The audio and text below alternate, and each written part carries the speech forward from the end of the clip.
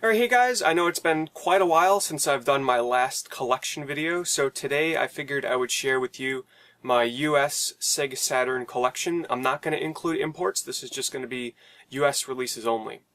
Now, my history with the Sega Saturn, I did not own one when it first came out, but it was actually one of my very first purchases when I signed up for eBay, and I got my Sega Saturn about 10, 11 years ago, around there.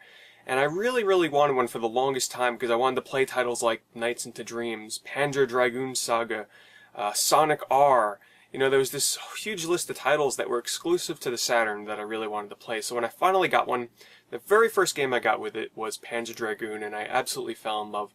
And when I collect for the Sega Saturn, it's the kind of system where I handpick almost all of my titles. I don't go and buy a big lot of games, because for the most part, the Sega Saturn US collection is filled with a lot of shovelware. You really got to handpick those gems out of the collection. So, for the most part, everything I'm going to be showing here today, I specifically picked out for my collection. There's only a handful of games that kind of came with another game, or I didn't specifically seek that one out. So, what do you say we get started? First up is a game that is probably the most well-known on the Sega Saturn for RPGs, and that's Panzer Dragoon Saga. I got this game many years ago, and it only cost me $120, because now the price on this game has gone up tenfold. It's, you know, at the $350, sometimes $400 mark just for Panzer Dragoon Saga. So I'm really happy I got mine when I did. This is an amazing RPG. If you're a fan of RPGs, you have to buy this game. It's set in an alien world, and just playing an RPG on the back of a dragon, like flying through these really atmospheric landscapes, and it's unlike anything you've ever played before. And I can tell you, I'm not sure if it's worth, you know, $350, that's up to you, but I would not be disappointed if I had to pay that price to play this game. Next up in the series is Panzer Dragoon 2 Zui. This is probably, I'm actually more of a fan of the first one, to be honest. This is still a great game in the Panzer Dragoon series, and for those of you that don't know, this is not an RPG, this is an on-rail shooter. This one you can kind of morph your dragon and take on different abilities. It's definitely a fun game, but I prefer the original Panzer Dragoon. Once again, another on-rail shooter, not an RPG. It's kept so simple, and when I say on-rails, I mean that you're flying down a continuous path, and you can control where your dragon moves on the screen, but the path that you're always following is on a set line, so it's on-rails in sort of ways. Now, you can shift the camera using the shoulder buttons on the Sega Saturn controller, so you can look around 360 degrees. It's a game unlike any other. The closest thing you can get to this on a console that's not the Sega Saturn would be Panzer Dragoon Orta on the Xbox. Next is a personal favorite of mine and one of the best games for the Sega Saturn, and that is Astal. This is a beautiful, I mean beautiful, 2D platformer. The graphics in this just rival any platformers I've played from in the 90s, and the thing that you got to be careful of when collecting this game, and if you're checking out games in a used game store or something, Astal, for some reason, does not have its name on the spine. I've never seen a copy that does, so that's a sure way to tell that you're looking at Astal when you're looking at a pile of Sega Saturn games in a store. But seek this game out by all means. Anybody that's a fan of platformers, it is worth buying a Saturn for this game. Lunacy, this game here is a first-person point-and-click adventure game. Not quite point-and-click, but it's one of the games in the style of, say, you know, Myst or something like that, where you're wandering around static screens. When you do shift to different scenes, though, it does go through a 3D cinematic movement, so it's definitely got some pretty cool effects, and I am a fan of pre-rendered backgrounds, so this is right up my alley. Very creepy game. The environments in this are very silent and dark, and it's not meant to be like a horror game, but just the mood this game sets is unlike anything I've played before, so I highly recommend this for fans of adventure games. And it's getting up there in price too. The game is getting pretty expensive, so get it while you can. Albert Odyssey. This game is an amazing old school turn-based RPG. It was one of the games that I really wanted for my Sega Saturn collection, and it's pretty expensive. It's getting up there in price and rarity. But anybody that's a fan of Final Fantasy, Dragon Quest, you have to seek this game out. It has an amazing soundtrack, and honestly, this is one of the funniest scripts and some of the best translation. Thumbs up to working designs for doing the localization of this game. It's hilarious. I love the characters in this game. The story was really good. I still have to go back and finish it because this is a very long game.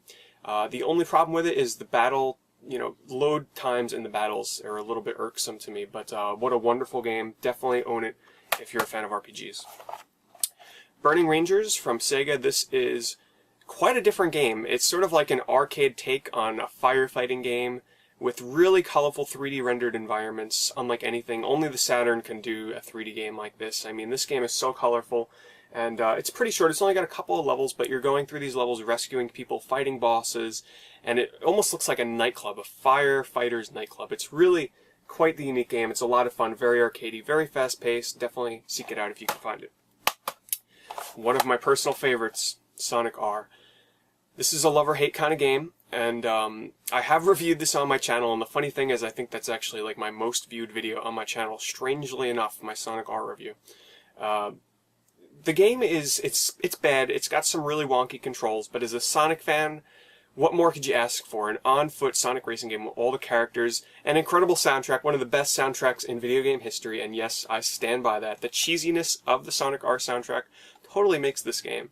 I'm actually a fan. I love Sonic R. Clockwork Knight 1 and 2, two really amazing exclusive platformers only available on the Sega Saturn. I'm not admittedly the hugest fan of these games. They're a little slow paced, so don't expect like Sonic the Hedgehog going into these, but they've got some pretty impressive, 3D backgrounds, and yeah, definitely seek it out if you're a fan of platformers. This, another amazing RPG, and those of you that are fans of RPGs, you have a lot to choose from on the Sega Saturn. This is Shining the Holy Ark. This plays like a dungeon crawler first person, so fans of Etrian Odyssey, you're going to be right at home with this game. It's got a kicking soundtrack. I love the music in this game. Scaling sprites when you're walking through dungeons and towns and enemies. It's just, and it's a love letter for those of you out there that are into dungeon crawlers. Definitely, you got to check out Shining the Holy Ark. Sonic Jam. Now, what's really unique about this game is it's a compilation of Sonic 1, 2, and 3. But this is actually the first commercially released game for Sonic that had Sonic in a 3D environment. It sort of had a hub world where Sonic could move around. It wasn't really a game, but it's really interesting to know that, yeah, this was Sonic's first 3D appearance. Sonic 3D Blast. I was a huge fan of the original 3D Blast on the Genesis, and I have not had a chance to play this one yet, because this is actually a recent pickup for me. But the soundtrack in this, I can tell you, is flat out amazing. I used to listen to the soundtrack for this game so much before I even had it. It really complements it really well, and I am a fan of Sonic 3D Blast. I mean, I know the game gets a lot of hate, but I like it. Mysteria, The Realms of Lore. I have not had a chance to play this yet, but interesting enough, this is by the same creators of Guardian War on the 3DO. So if any of you have played Guardian War, you'll definitely see a lot of similarities. From what I've heard, this is a really challenging and deep strategy RPG, so one day I'll maybe get around to it, but some of the other RPGs I have definitely take priority. Iron Storm. I only picked this up because it is a Working Designs game, and I like collecting Working Designs games because I just love their packaging. I love the love that they put into their games, and this is sort of like a strategy game set in World War II, it looks like. I'm not sure how this is. I don't know if any of you have played it. Let me know. Saturn Bomberman. Now, this is probably one of the most expensive Bomberman games out there, because this game supports up to 10 players at once. Yes. So if you have a multi-tap, or 2 multi-taps, I think, and 10 controllers and a Sega Saturn, you can play 10 players at once on your TV with Saturn Bomberman. I would love to live to see the day where I can play this game with 10 people, but I haven't been able to do that yet, but I would still highly recommend this game. Unfortunately, it's up there in price. Mr. Bones is one of the strangest and most unique games that I have ever played. It's actually a compilation of mini-games, music games, platforming, overall strange, weird, and very hard. This is a game I picked up about 6 months ago, 7 months ago, I think, and I popped it in and I gave it a good chance, but this game was kicking my butt in terms of challenge.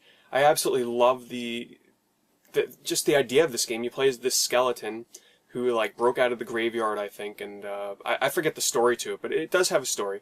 And you go through these really wacky and weird mini-games that just range from running from a boulder in like this pre-rendered 3D moving background to playing a platforming portion where when you get hit by enemies you lose limbs, and it can get to the point where you're just playing as a skull and your spine, and you're hopping around on your spine. Completely insane game, but I recommend it. Darius Gaiden. another shoot 'em up on the Sega Saturn. This is one of the few shoot 'em ups that made it to the US. Most of them kind of just resided in the Japanese library.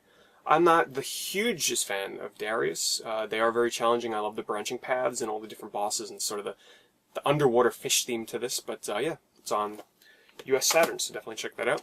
And Galactic Attack. This game here, it's pretty good. It's a vertical scrolling shooter, so keep in mind that when you are playing this on a TV, it's going to have a lot of black bars on the side. So unless you feel like flipping your TV, if you're playing on a smaller TV, it's going to actually be very hard to see what you're doing. But it's a fun game, and the good thing about this and Darius, they're not expensive at all, unlike most shooters. Nights into Dreams, I have the big box version that came with the 3D controller, and this is yet another game that was worth owning a Sega Saturn for. And the reason why I say that is because this is, as a lot of you probably know, coming to the Xbox Live Arcade, PSN, and the PC, and an HD version that will include the original Sega Saturn version. But Nights, I absolutely love it. There's no other game out there like it.